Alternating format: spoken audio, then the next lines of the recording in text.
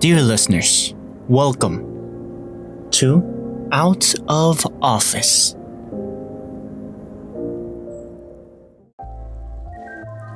Ladies and gentlemen, welcome to this latest installment of Out of Office. With me tonight is Alan. What's going on, guys? Marcos, thank you so much for having me back on. I can't wait for the conversation tonight. Let's do this. So, we're in the thick of autumn. Thick of it. Some might even say that right in the middle, actually. And technically, there's 4 seasons over here where we're recording, and it starts in October, right? As of this recording, Halloween has gone by, and Thanksgiving is on the way. Right. I thought it started in September, bro. No? Fall, autumn, yeah. So, and it's 12 months, every 3 months. So it'd be September and November, October, right? So yeah, we're actually towards the end. Yeah, because then we'll start what's it called, winter soon, which is in December, right? Yeah, I think it's December, January, and February, right? And then we have springtime for March, April, May. Yes. So then, with that, shall we go into the podcast? Yeah, definitely. Okay, let's do this. Let's see. Opening. There we go. Okay, let's open up with, dear listeners, the disclaimer. All thoughts expressed here are our own and are not intended to be taken seriously. Seriously, don't take it seriously. Okay, dear listener? So let's start with, a breath of fresh air. Starting at California. It always starts in California. There's the first commercial carbon capture facility in the US opens in California, obviously. The plant is owned by Shroom Carbon Technologies. Right now, it can remove over approximately 1,000 tons of carbon dioxide per year, and it opened this year. So it's guaranteed to take that many tons right as of this year, as of 2023. Now, with that, Microsoft has already signed a deal with Heirloom to remove 315,000 tons of CO2 from the atmosphere. So already a tech company has signed on. Brace yourself, dear listener. Carbon capture technology has the potential to be a game changer for the fight against climate change. The opening of Heirloom plants is a positive step towards the right direction. And obviously my source is in the notes by Insider. And me thinking off my head right now, carbon capture facilities can right off the bat be turned into gasoline facilities, right? Like carbon, isn't that like the main source for oil and stuff like that? Or does oil require other stuff to become crude oil becomes what's it called? Gasoline of some sort. So it can be diesel or it goes to a refinery to become fuel for cars and stuff like that, and machines. But I'm pretty sure oil also is utilized, or there's different types of blends, if you will, of crude oil that works better to make certain types of fuels, like diesel or regular gas, or high octane type of gases for like planes or high performance vehicles. And I'm pretty sure there's other crude oils that are used to make things like what's this material called, plastics and styrofoam and stuff like that, if I'm not mistaken. So you use this type of crude oil or carbon-based I guess, natural resource to make these different types of things out of this one element or one item. Yeah, go ahead, bro. Right here. Yes, carbon captured facilities can be turned into fuel facilities. This is a process known as carbon capture and utilization, CCU. CCU is a process that uses captured carbon dioxide, CO2, to produce fuels, such as methanol, gasoline, and jet fuel. This can be done by reacting CO2 with hydrogen to produce hydrocarbons. The hydrocarbons can then be used to produce fuels. There are a number of benefits to using CCU to produce fuels. First, it can help to reduce greenhouse gas emissions. CO2 is a greenhouse gas that contributes to climate change. By using CCU to produce fuels, we can avoid the release of CO2 into the atmosphere. Second, CCU can help to reduce our dependence on fossil fuels. Fossil fuels are a major source of greenhouse gas emissions. By using CCU to produce fuels, we can reduce our reliance on fossil fuels and help to transition to a cleaner energy future. Third, CCU can help to create jobs. The CCU industry is a growing industry that is creating jobs in a number of fields, including engineering, manufacturing, and marketing. There are a number of challenges that need to be addressed before CCU can become a widespread technology. First, the cost of CCU needs to be reduced. CCU is currently a more expensive way to produce fuels than traditional methods. Second, the efficiency of CCU needs to be improved. The current CCU process is not very efficient. This means that it takes a lot of energy to produce a small amount of fuel. Third, the infrastructure for CCU needs to be developed. There are currently no large-scale CCU facilities in operation. This means that there is a need to invest in infrastructure before CCU can become a mainstream technology. Despite these challenges, CCU has the potential to be a valuable tool in the fight against climate change. By using CCU to produce fuels, we can reduce greenhouse gas emissions, reduce our dependence on fossil fuels, and create jobs. As the technology continues to develop, CCU is likely to become a more cost-effective and efficient way to produce fuels. Here are some examples of companies that are developing CCU technologies. Carbon Engineering is a Canadian company that is developing a technology to produce synthetic fuels from CO2 and hydrogen. Lanza Tech is an American company that is developing a technology to produce biofuels from CO2 and waste gases. Climeworks is a Swiss company that is developing a technology to capture CO2 directly from the atmosphere. These are just a few of the many companies that are working to develop CCU technologies. As the technology continues to develop, CCU is likely to play an increasingly important role in the fight against climate change. Imagine. But yeah, what do you think? So there has to be a demand for it, unfortunately, and cost effective. The more it grows, the more cost effective it'll become.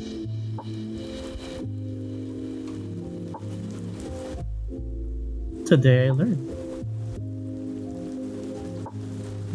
Man. What else? What do you think? Like, if Insider or the company Heirloom Technologies just keeps growing because they have to get a contract by the government in order to do this. My main takeaway is they have to supply it to the military in order to make it more, what's the word?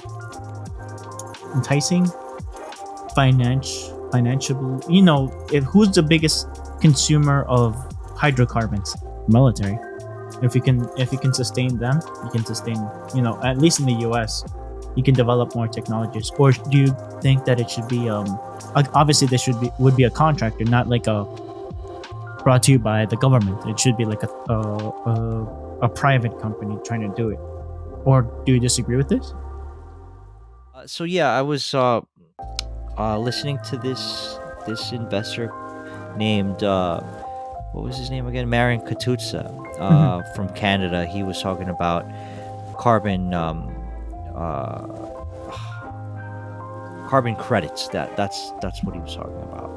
And basically, it's companies, or in this case, it was an ETF he was talking about, or a company, ticker symbol KRBN, and these carbon credits basically allow companies to show whatever governing party or government needs to know or wants to know about how net neutral they're getting to, right? So he basically figured that if you're able to invest in these companies that create carbon credits and sell it to companies like a Boeing or other companies that are like airline companies or companies that are dealing with in industries where they create a lot of a bigger carbon footprint than other companies, they're able to sell these carbon credits to them to kind of offset their. Does it actually do anything? Like, for example, it says it's a carbon credit, but at the same time, does it do the same thing like the facility that actually collects credit versus just sell it for money? So basically, the way they're doing it, if memory serves, is that they're using some sort of like the way they create credits. It's due to the fact that they have I forgot the name of this situation that they have going on. I want to say it's like if it's not something that's aligned with the sea or the trees or something along that type of situation. I don't quite remember what they're doing, but they're able to I guess classify what they're doing by gaining these carbon credits and selling them, because they're actually doing something physically possible to create more oxygen or something of that nature. And again, I forgot what this alleged thing they were doing. I got you over here. I found it. There we go. Thank you. Carbon credits are a market-based tool used to reduce greenhouse gas (GHG) emissions. One carbon credit represents 1 metric ton of carbon dioxide equivalent, Colorado 2E, of GHG emissions that has been avoided or removed from the atmosphere. Carbon credits are traded on carbon markets, which are platforms where individuals or organizations can buy, sell, or exchange them. The concept of carbon credits is based on the idea that reducing GHG emissions is a global responsibility. By allowing companies and individuals to offset their emissions through the purchase of carbon credits, carbon markets incentivize emission reductions and promote a more sustainable economy. There are 2 main types of carbon credits: compliance carbon credits. These credits are issued by governments or regulatory bodies to companies that are required to reduce their GHG emissions under cap-and-trade programs or other emissions regulations. Companies can purchase compliance credits to offset any emissions that they exceed their allowable limit. Voluntary carbon credits. These credits are issued by private organizations or third-party certifiers to projects that reduce, avoid, or remove GHG emissions. Companies and individuals can purchase voluntary carbon credits to offset their emissions or to support sustainable projects. Carbon credits can be generated from a variety of projects, such as forest conservation and reforestation. Projects that protect existing forests or plant new trees help to absorb carbon dioxide from the atmosphere. Renewable energy projects. Projects that generate electricity from renewable sources, such as solar, wind, and geothermal power, help to reduce emissions from fossil fuel-based power plants. Energy efficiency projects. Projects that improve the energy efficiency of buildings, appliances, and industrial processes help to reduce emissions by using less energy. Industrial gas capture and storage projects. Projects that capture carbon dioxide emissions from industrial processes and store them underground help to prevent these emissions from entering the atmosphere. The purchase of carbon credits can have a number of benefits for companies and individuals. Reduce greenhouse gas emissions. By offsetting their emissions, companies and individuals can help to reduce the overall level of GHGs in the atmosphere. Enhance corporate social responsibility (CSR) profiles. Companies that purchase carbon credits can demonstrate their commitment to sustainability and environmental responsibility. Gain competitive advantage. Companies that are seen as leaders in sustainability can attract new customers and investors. Comply with emissions regulations. Companies that are subject to emissions regulations can use carbon credits to offset their emissions and avoid penalties. However, there are also some potential drawbacks to carbon credits. Potential for non-additional reductions. Some carbon credits may represent emissions reductions that would have happened anyway, even without the credit. This is known as non-additionality. Uncertainty in carbon offset pricing. The price of carbon credits can fluctuate significantly, which can make it difficult for companies and individuals to budget for carbon offsets. Complexity of carbon markets. Carbon markets can be complex and difficult to navigate, which can make it challenging for companies and individuals to participate effectively. Despite these drawbacks, carbon credits can be a valuable tool for reducing GHG emissions and promoting sustainability. As the demand for carbon credits grows, the carbon market is likely to continue to evolve and become more efficient and transparent. What do they mean by that? What do they mean by transparent? Like what?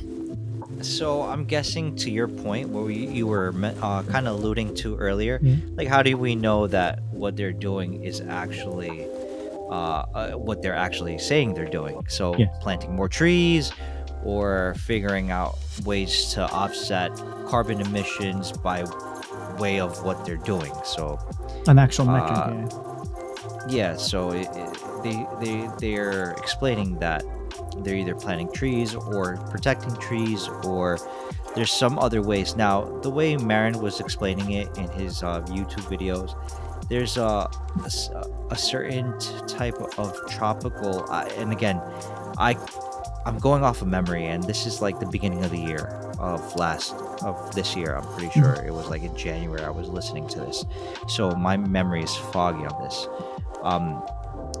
He was explaining how there's something, I want to say like near the equator or the Bahamas or somewhere in that type of warmer weather, where there's like, I don't know if it's underwater trees or something, like this is green bio like foam, a mangrove, something like that, and that produces crazy amounts of oxygen, and it absorbs crazy amounts of carbon dioxide, and this by the metric ton that they're using as a metric, they're able to profit by selling these carbon credits using this method of planting these sorts of tropical water trees, or whatever it really is. I don't remember.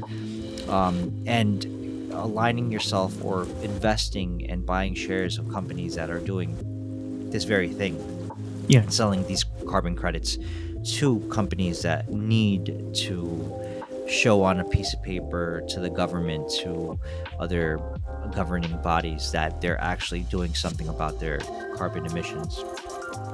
They're able to offset their carbon emissions and show proof of it with a receipt that that's what they're doing. And it seems, again, the ticker symbol that he gave, or he I think mentioned, that I could remember was KRBN. And then there's other two that I was also looking into, because they practically do something very similar, if not the same thing, which is GRN and OFSTF. Again, these are just companies or ETFs that are in the business of selling carbon credits to companies. And it's interesting to see the growth and the potential that this could be, especially when you have governments around the world really hunkering down and aligning themselves to doing this. Again, it's still pretty new as far as like what I'm seeing on charts and stuff like that. I mean, obviously it's important for the people that say it's important, and not so important to the people that say it's not so important. So until we see more, I guess, more governments, or I guess you could say regulation. Yes, that's the word, regulations. And not only regulations, but people pressing, or these regulations being foisted or pressed up on companies with more force, where they have to do it, not because they want to or it's a gesture of good faith, but they're actually forced to show some sort of I guess, lessening of their carbon footprint with their company, it's still, to me, um, in the phases of like of the beginning. It's still not even close to what, I think, anyways, what it could potentially be in the future if that's something that governments are working their way towards. Again, a lot of our fuel for most all first world countries is still basically fossil fuels, natural gas, and for the really intelligent first world countries, it would probably be nuclear power. But fossil fuels are still the way to go. I mean, you see strides in what you would call EV technology, or solar panels, or wind, or thermo, but it's still a very small percentage compared to what we really use for our daily lives, which is mostly carbon-based fuel. So whether that be heating your home, or putting gas in your Natural vehicle, gas, or yeah. There you go, yeah. right, or the type of fuel like diesel that big tractor trailers that move food from one place to another, or goods and other types of things to your local Sam's Club, or Costco, or Kroger's, or BJ's, or Stop and Shop, right, and Whole Foods, Targets, and Trader Joe's, and any other type of mom and pop shop. Yeah, all these places get filled up by trucks that run on some sort of carbon-based fuel, like a diesel. So again, these are all run pretty much by this type of fuel. So electric EVs or wind-powered vehicles aren't really, again, very minuscule, very small percentage. And again, if regulation gets any tougher, or they're pressed to do something about it, then I would say maybe these carbon credits by these companies that I mentioned earlier might be something to look into if you want to capitalize, or in some way, shape, or form. I might wait until next year to make a more defined move in my portfolio, depending on, I hate to put it in this way, but depending on who is the person that's elected president of the United States, that might be one of the many factors on why I'll choose to do one over the other, or in the sense of actually adding it to my portfolio or not adding it to my portfolio. But other than that, that's what comes to mind when you read that first article, or the first, so that's what it was for me. For me, it's a business thing. Unfortunately, if you don't incentivize it with money, it's a capitalist way of thinking. If you don't incentivize it with money for it first, like, how are you going to do it with an ethical thing? Ethics is a pretty good incentive, but it's not the main incentive versus money that, in the first world countries. I can't speak for third world countries. I can only speak of my personal experience. I still need to put food on my table. I still need to pay my rent. I still need to pay my gas line or an electrical and all those things. So I don't, to a certain, what's the word I'm looking for? I just can't. I mean, it's not that I can't be bothered, and it's not a futile mental exercise. It's more of how much of an effect can I make if it's not directly voting with my wallet. Do you understand what I'm trying to say, Al? I think so. I kind of what comes to mind right now is that it's kind of harsh. Yeah, it sounds cold-hearted. Yes and no, because I come to the understanding that we as people that live in a first world country can't go to a third world country and tell the people that are living there, hey, listen, don't use fossil fuels to try to progress in life and get yourselves into a second or first world type of situation. The way Stop burning trees to even stay warm overnight, or gasoline for that matter, or natural gas for that matter, or paper, whatever. Yeah. So what I'm getting at is that people that are living in a first world country kind of deemed to be using fossil fuels to be unnecessary and dirty, and should be something to be thrown out as an option. But to be quite honest, there isn't a plan B that they can actually place as something to be replaced, or that would be able to replace what we have going right now with fossil fuels. Yes. So if they were to try to tell people, these activists or whatnot, if they were to go to a third in the world US, country, obviously. Yeah. well, whatever first world country for that matter, it can be in Europe or Asia or here in the US, to go to a third world country and tell them, listen, don't use fossil fuels, they'll look at us sideways, because to be quite honest, humans are really good at one thing, that's adaptation.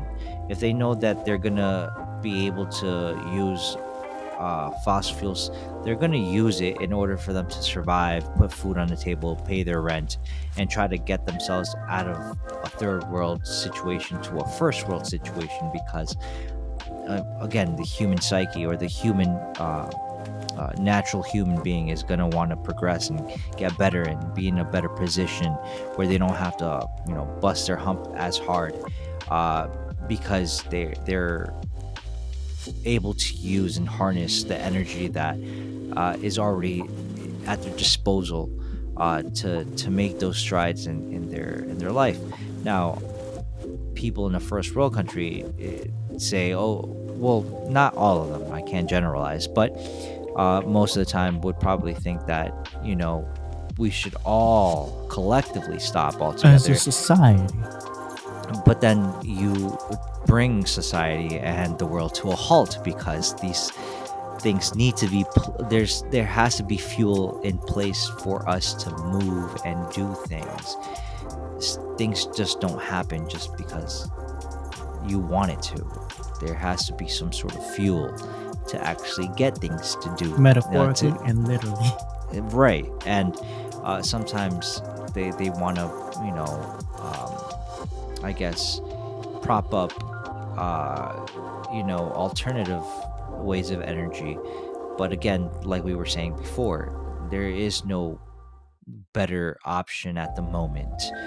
There's ideas, there's proposals and other options that are good as a backup, but not as a full-on let's replace fossil fuels and natural gas for these other alternatives, because they just don't have the same oomph, if you will, and they don't have the same scalability. Even the batteries for EVs are these natural resources that you need to make batteries for EVs have to get dug out in mines, not by electric or battery powered machinery. You have to use gasoline powered machinery or diesel powered machinery, because those are the only types of machines capable with enough energy and force to actually get to the deposits of lithium and stuff like that in the mines. So, and nickel and silver and copper.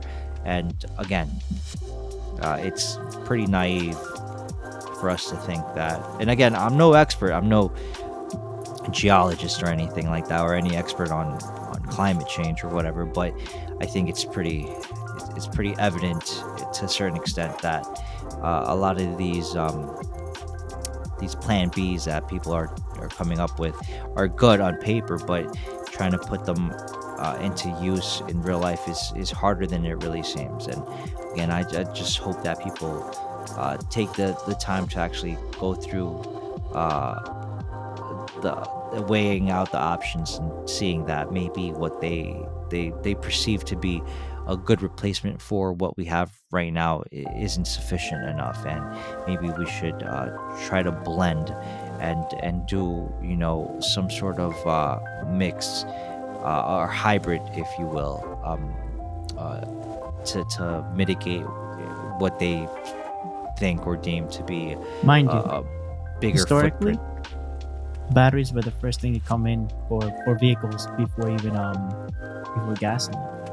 Gasoline was the next thing, like to try to improve upon it. Chronologically speaking, like in the concentration of a power source, gasoline is the latest in the industrial way, because in the beginning it was carbon, it was coal, it was horsepower.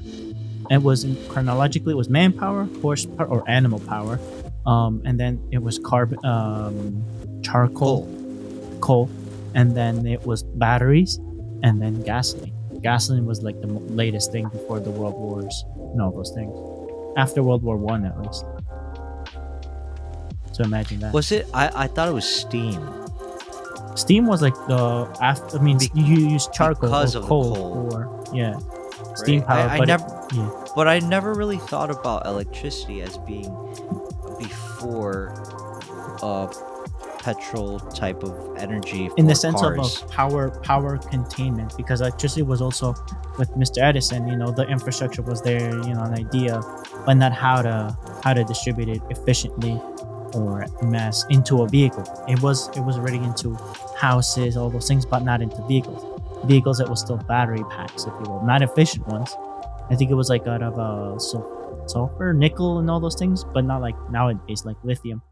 For example, in World War One, World War Two, I know World War One, and the time where submarines started coming in the World Wars, they were battery powered. They didn't have engines because they needed snorkels. They couldn't go all the way deep like they wanted to because it needed oxygen. An engine needed oxygen to work. So if they inputted an engine, they could only go as deep as like 20 feet, as deep as the snorkel, as long as the snorkel could stay above the water, the surface, and feed the engine with oxygen and exhaust, to exhaust the fumes versus the battery power. It was way more efficient to make the submarines battery powered, and this was during the World Wars. I don't remember which one off the top of my head, but that is one of the main things that it was used. Then World War II, they still used a lot of petrol, all those things like diesel for their engines, steam powered. In World War One, definitely steam powered. In the beginning of the ironclads, it was steam powered. The North versus the South. Okay. Well, I wasn't aware of the submarine thing. I thought at some point they had mastery over what's it called? Uranium Gasoline? and no. Nuclear uranium, power? nuclear power, but I'm pretty sure that's That was even during the newer, Cold War. right? Yeah. Yes, sir. Right, but I didn't know. I learned something today. I didn't know that it was battery powered. Battery power was submarines. the meta for so long. Well, again, you're saying for submarine. I doubt that's the case for like tanks and stuff like that. Oh no, definitely not. No tanks. No, you need those diesel right. boys. And I can imagine that it wasn't also for planes. No, definitely not. No, the only gasoline, your diesel engines. Yeah, so that's what I'm saying. Like, even going further back, speaking about like Franklin, when he had the key on the kite, that was like a eureka moment for him, harnessing. Well, not harnessing, but do you think getting that's where the getting saying shocked. comes, high like a kite came from? I don't know. More like zapped like a kite. But No. And then I got high kind of stuff. well, because then again, we can say Edison, but if you want to be skeptical about history, then we can Of say course, always. Tesla. Tesla, I'd say Tesla was better. before Edison, or Edison took Or Tesla's competitors. idea Yeah, and basically stole that from him. But again, no doubt. I'm just over here, just talking about like not who implemented, just the concept, or when these concepts he came was into the game. more famous. He was a better marketer, I guess you could say. That's what they were saying, marketing over here. or a better thief, if you will. salesman, thief, entrepreneur. Right. Yeah. I'm just saying over here. I'm not saying it's that it's good that it happened. I'm just saying it happened. I'm Very not here true, to. very true. I'm not gonna be saying like, oh, it was bad. It was bad for Thomas to do all this. There's a reason why he's known. Versus Chris, the engine, Thomas. Yeah. The engine. Yeah, you go. the train, steam powered, by the way. The little train that could. Yeah. Okay. Now, shall we go to the next one? Yes. Would you do this? Would you do me the honor? Yes. Yeah. Let me just put it up on the screen. It says mushroom bricks. Concrete's new nemesis. Yeah. And let me see. Okay, so it says scientists have developed a new construction material made from mycelium, the fungal network that forms mushrooms. The material is stronger and more versatile than other fungi biomaterials. It has the potential to replace concrete in many applications. Mycelium is a sustainable material with a low environmental impact. It is also lightweight, strong, fire-resistant, and well insulated. Additionally, it is relatively inexpensive to produce. Excuse me. And the last one, it says if mycelium can be successfully used in construction, it could revolutionize the way we build our homes and other structures. And the source is Yahoo Finance. Mushroom bricks. I think the only thing about mushrooms I've seen recently was like advertisement for some type of product that is mushroom coffee. But other than that, I haven't. Coffee with shrooms, your bricks with shrooms, right? Shrooms everywhere. Great. I mean, if you could 3D print a house nowadays, I mean, what's using mushroom bricks to build your We're gonna house? get Minecraft. We're gonna be Minecraft. I guess. I mean, until we have an actual, I guess, city street or city block filled with these buildings with mushroom bricks, then I don't think we have much to go on as far as like the test of time, basically. True. Not even regular cities with regular concrete. Right. So I mean, you do need maintenance. You do need to replace. So I mean, for what it's worth, I mean that's great. You're able to kind of mitigate what we were speaking about earlier with having less of a carbon footprint by using mushroom as part of the ingredient to make bricks. Again, that it's a cool idea. I don't know how sustainable or feasible it really is for you to mass produce the bricks and how long they're gonna actually last. Even, I mean, you could say something is stronger than other materials, but you know, The lifespan, you know, the plant obsolescence, the confronting the nature head on with snow, water, sleet, snow, or whatever in between, rain, shine, heat, cold. You know, I don't know how it. I mean, for certain places around the world, earthquakes. Other places, what is it? Volcanoes, hurricanes, tornadoes. Like, what will this type of material do? You know, confronting these type of elements, right, or natural elements. Yeah. Or man-made, like a fire. Or how flame retardant is it? So it doesn't burn up, or will it just catch on fire as easily as paper? Like because paper. Right. So that's another issue that you could kind of go down the rabbit hole with, right? Again, you can tell this is a laboratory thing. It was just a proof of Right, concept. right. Can we do it? Not should we do it? Kind of Jurassic Park style. I would hope so. I hope that they go through the test phases if they're ever actually serious about mass producing it, so nobody potentially gets hurt. Of course. Now, would you please do the story time with the bard over there with the link, and I'll read the data once that one's in, if it's cool with y'all. Or do you Is want that me to do the CPUs, GPUs? Yeah, first story time with bard. I think you can open that link. Yeah, give me a sec. And then screen share, and I'll read the. Is that the chat? Is that on chat? Yeah. And then just press the speaker thingy once you're done over here. Once you screen share, if you're comfortable, screen share it, or do you want me to do it? Actually, can you do it? Cause Gotcha. I'm, Yeah, gotcha. I'll do it. Yeah, because I can't even click on it. Yeah, just select it and then. Right.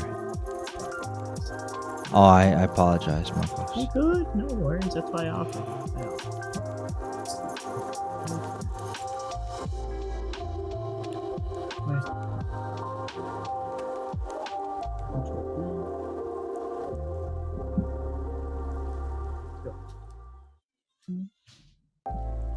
Okay.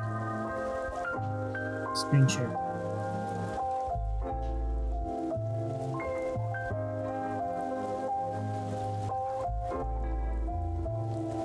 Okay. Are you ready?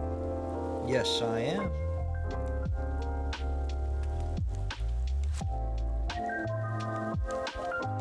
Once upon a time, there were 3 processors in the land of computers: CPU, GPU, and APU. CPU was the oldest and wisest, and he was responsible for handling all the general computing tasks. GPU was the youngest and most energetic, and he was responsible for rendering all the graphics. APU was the middle child, and he was a bit of a hybrid, combining the best of both CPU and GPU. One day, a new type of game was created that was so demanding that it could only run on the most powerful computers. CPU and GPU were both up for the challenge, but APU was determined to prove himself. APU knew that he was not as powerful as CPU or GPU individually, but he believed that he could combine their strengths to create a new level of performance. APU began by working with CPU to optimize the game's code. He then worked with GPU to optimize the game's graphics. Finally, he worked with both CPU and GPU to create a new rendering pipeline that would allow them to work together more efficiently. When the game was finally released, APU was able to run it at a higher frame rate than either CPU or GPU could on their own. APU had proven himself, and he was now recognized as the most powerful processor for gaming. The end. Moral of the story: teamwork makes the dream work. There you go, Alan. The APU stat update. Now, can you read us the AMD Zen 4 story, if you will, please? Yeah, so basically it says right here, 12 core APUs spotted on the Milky Way at home distributed computing platform. First time a Zen 5 APU has been seen in the wild, and rumored to feature a 45 watt TDP, a mix of Zen 5 and Zen 5C cores, and 24 MB or megabytes of unified L3 cache.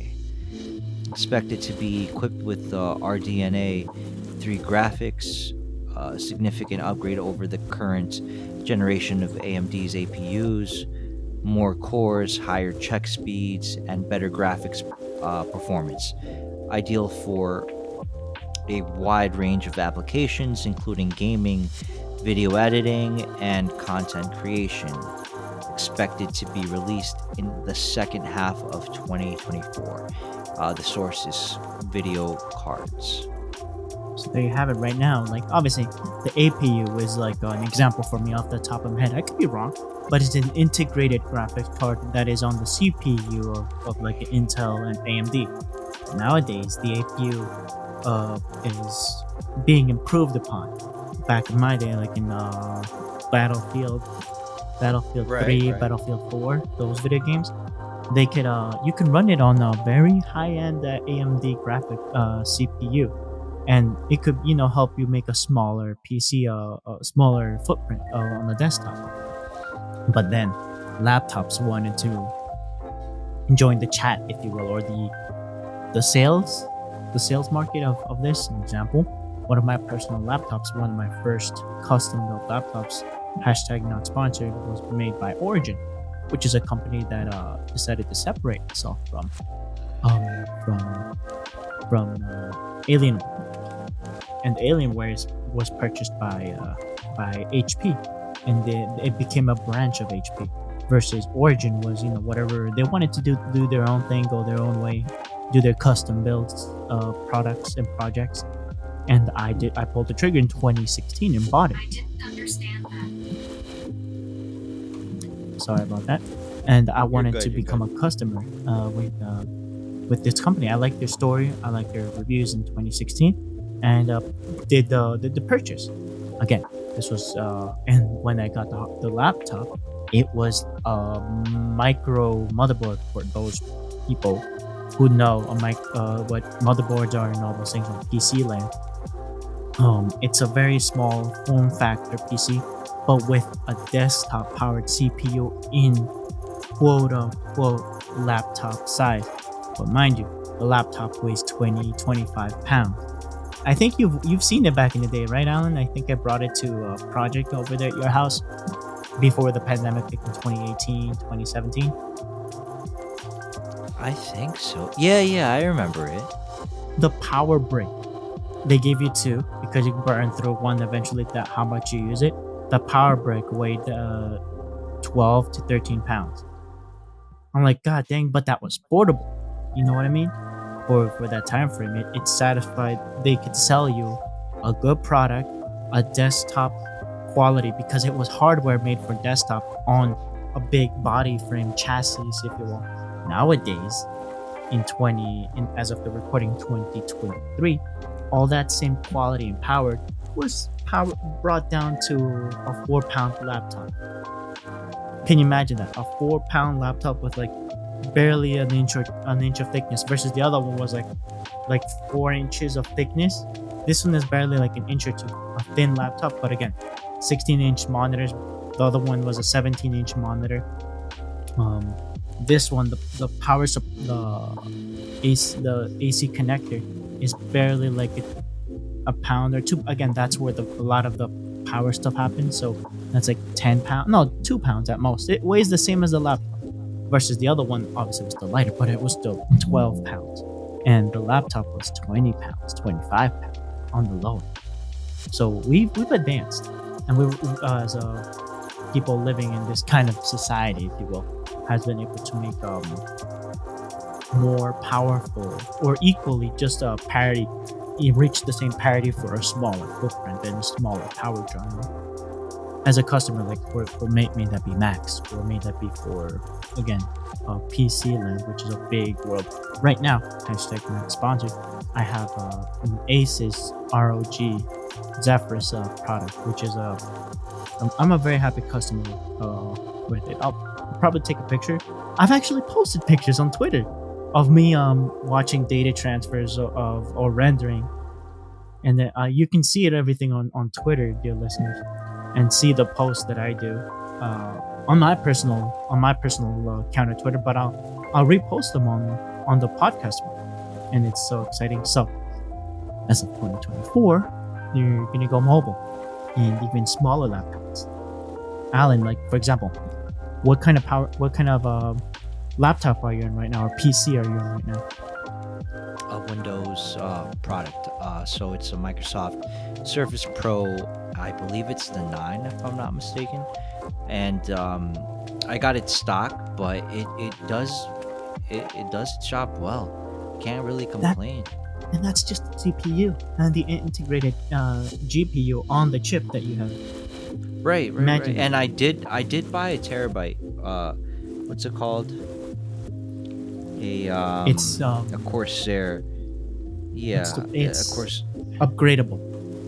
Right.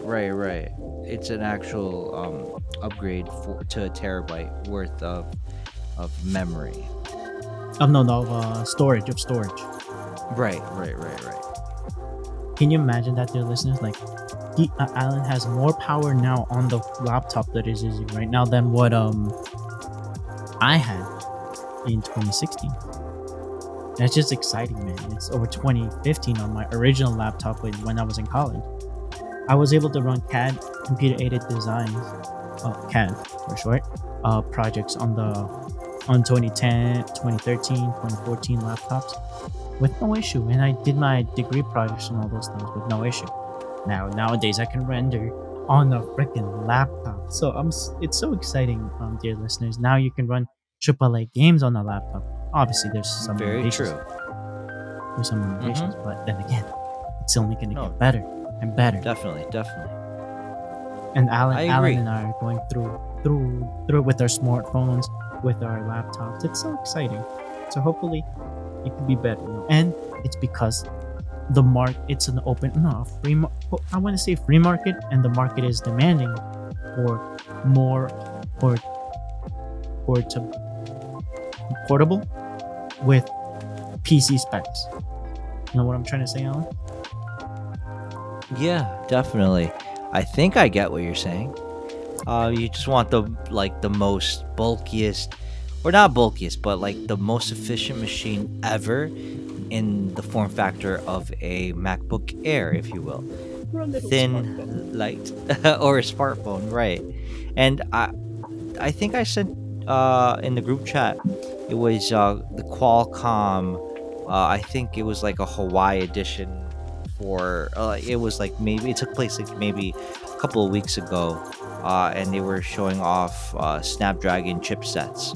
So again, unfortunately, our good friend Josue had to bounce early, but it was something that, yeah, definitely, it was something I was curious to find out from him, because the things that they were bigging up the chip to be was nothing short of a miracle. Like it legit, all they really needed left to do was do your laundry and wash your dishes. Like it was that packed full of new I guess procedures and protocols on that chipset. Yeah, definitely. I thought it sounded really good, but I mean, Mr. Imagine J, trying to run I wish you Skyrim on your phone, or Rocket League. Well, Imagine. I think even for like I want to say for I was seeing that for some people, if you have a Mac, like a MacBook M3 Pro, or an M2 or M2 M1? or M2 or M3, you're able to run parallels on it, and you're able to basically, yeah, parallels. It's real. What is it? It's basically an application that allows you to use Microsoft or Windows on Apple devices, especially in a laptop like a MacBook Air or a MacBook Pro, and you basically need like an activation key, like just same thing as Windows, right? Microsoft Windows, and you're able to use alongside with your iOS. You're able to use Windows, which it's called Parallels. Again, I will definitely highly recommend it. You look it up, and if you have an Apple device and you want to take advantage of that M3 chip and the RAM and all the other goodies inside under the hood, you're able to do it with Windows. I think the only drawback from what I could remember was the fact that you're not going to be running on full engine, but it's good enough that you're able to download Steam onto your iOS device, and that you're able to play certain games on your laptop. Games. Ready? Yeah, I got bro. Go ahead. Parallels Desktop is a virtualization software application that allows you to run Windows, Linux, and other operating systems on your Mac computer. This means that you can install and run Windows applications on your Mac alongside your macOS applications. Parallels Desktop is a popular choice for Mac users who need to run Windows applications for work or school. It is also a good option for Mac users who want to try out different operating systems without having to buy a new computer. Parallels Desktop is available for purchase from the Parallels website. There are several different editions of Parallels Desktop available, each with different features and pricing. Here are some of the benefits of using Parallels Desktop. Run Windows applications on your Mac. Parallels Desktop allows you to install and run Windows applications on your Mac alongside your macOS applications. This means that you can use all of your favorite Windows applications without having to buy a Windows computer. Try out different operating systems. Parallels Desktop allows you to try out different operating systems without having to buy a new computer. This is a great way to see if you like a different operating system before you make the switch. Protect your data. Parallels Desktop allows you to create virtual machines that are isolated from your macOS installation. This means that if you accidentally delete a file or install a virus in your Windows virtual machine, it will not affect your macOS installation. Here are some of the drawbacks of using Parallels Desktop. It can be expensive. Parallels Desktop is a paid application, and the different editions can be quite expensive. It can be resource intensive. Running a virtual machine can be resource intensive, so you may need a powerful Mac to run Parallels Desktop smoothly. It can be complex to set up. Setting up Parallels Desktop can be a bit complex, especially if you are not familiar with virtualization software.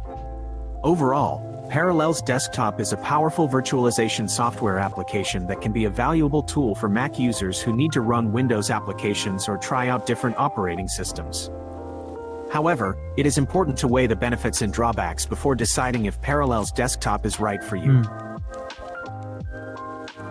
There you have it, folks. Well, this is a Mac. Obviously, there's also this concept for Windows and Linux, but for Windows specifically, this is a paid service, a walled garden, if you will, which guarantees a certain quality. And Macs being Mac, they're Macking it up. Yeah, definitely. What would you think about Parallels, though? I'm curious to find out. Prices, it's not free. On Windows, it's going to be free, but it's going to come with, again, drawbacks, viruses potentially. I haven't done any research, just that one right off the bat that you heard, dear listeners. It's exciting. At least imagine. Oh, I'm just running Parallels 24/7 on my Mac. Why? I got no answer for it, but I mean, it helps non-Windows users, aka Macs, to be Windows accustomed to Windows and or Linux. I've only witnessed in college people using Linux and not in my personal life right now. So Linux is interesting. Unless I was talking with Mr. J, if our Android phones, are they technically Linux based? And he said, yeah, technically speaking, all Android, and to a certain extent, all smartphones or portable tablets are a Linux based software. But then with a layer of the proprietary company. And I'm low-key happy that there's something for Mac users to jump on into the Mac world. I mean, from the Mac world to the PC Windows. Catch a glimpse through the windows, through the glass, if you will, of Windows. The window pane, if you will. What about you, Alan? Do you have any experience with Mac? Besides the phones? No, just the phone, really. To be quite honest, I think the phone has been the only device or Apple device that I remember with a nice big screen. Because I wouldn't count the iPod Shuffle or the iPod any flavor of the iPod before you got the cell phone. I think the cell phone is the only thing that I've interacted with that's iOS. Other than that, I mean, or maybe I played around with iPad or some other iPod gizmo or gadget, but I haven't really made the jump to going full Apple laptop or something like that. Yeah. And it sounds like, again, what we talked before. You're a full Windows fan. And I remember, dear listeners, if you want to watch a review, Alan also made a review or an unboxing, if you will, of Surface headphones product. So remember, dear listeners, it'll be in the playlist on our the LTS podcast on LTS Life Tech and Sundry on YouTube. So follow us there if you want to watch the reviews. It sure will. Yep. What else? Oh, there's something else. Let's see. What else? I want to hear your opinion on this one now. Okay. There. Here it is. Okay. Get ready for an epic adventure in Hyrule. Directed by Wes Ball of the Maze Runner fame, Nintendo taking a hands-off approach and a faithful adaptation to a beloved game series. What am I talking about? Link and Zelda. Into a live-action series, dear listeners. Brace yourself. And iconic elements like the Master Sword and the Highland Shield to be featured in this live action. Filming to begin in 2023 and to be released in 2024 or 2025. Brought to you by The Verge. So there you have it, dear listeners. There's a live action. I don't know Nintendo, but I don't know what company. Like, is it going to be HBO? Is it going to be Disney? Is it going to be Netflix? Right now, I'm thinking it's going to be Netflix. But knowing Nintendo and Japan, I'm not going to discredit Disney putting their hat into the ring of live action, because their Marvel series is pretty good. They're getting into anime with purchasing Hulu and getting the Is It Wrong to Pick Up Girls in Dungeons, or the Bleach. You're listening to the Bleach anime series. What do you think, Alan? Who do you think would do the purchase of the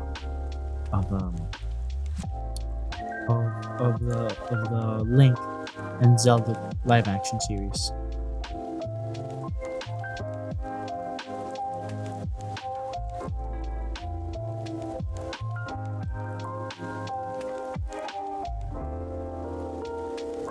Marcos, can you hear me? No, I couldn't hear you. Oh, I'm sorry, buddy. There you go. Yeah? Yeah, so basically for this one, I mean, for this last, we're speaking about the last one now, aren't we? Or What do are you we mean? still on? Are we still talking about the app, the iOS? No, I'm talking about the live action series for Zelda. For Zelda.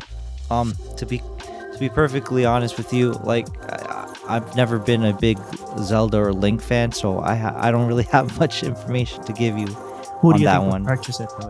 If it were, it's already being recorded, but they're not releasing where it's going to be published. If you will, if it's going to be Disney or Netflix. My hat's on Netflix. What do you think?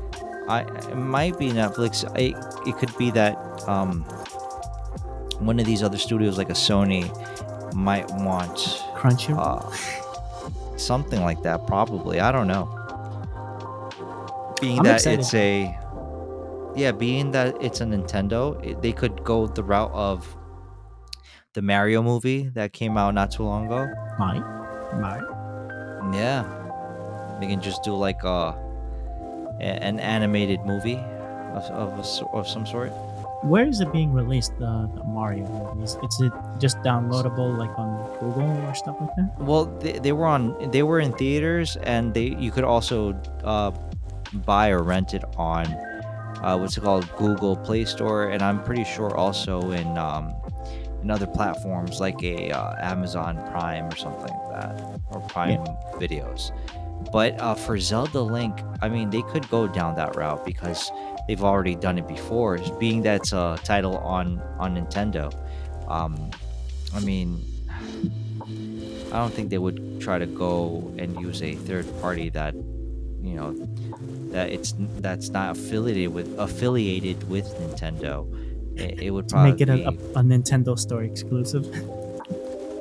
Basically, I would think that it would have something to do along the lines with that, in the way of making a choice. But I mean, I could be wrong.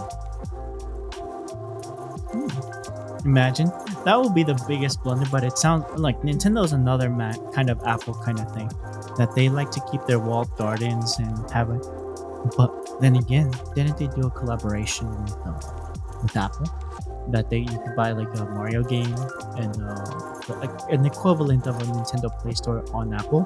It could be an Apple exclusive too.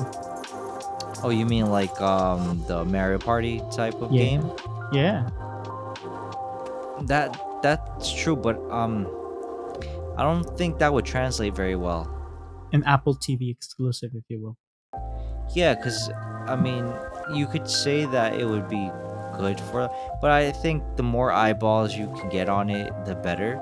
So trying to keep it behind a walled garden like an Apple would probably be counterintuitive for them if they wanted to get the most eyeballs on the movie or the show or whatever flavor of I guess, styling they choose to go with. It might be that they want to also charge us a renting fee or a buying fee, or maybe they want to put it into theaters for like maybe a weekend or so, or a week, and then just let the people download it on their onto their phones or whatever the case is. See.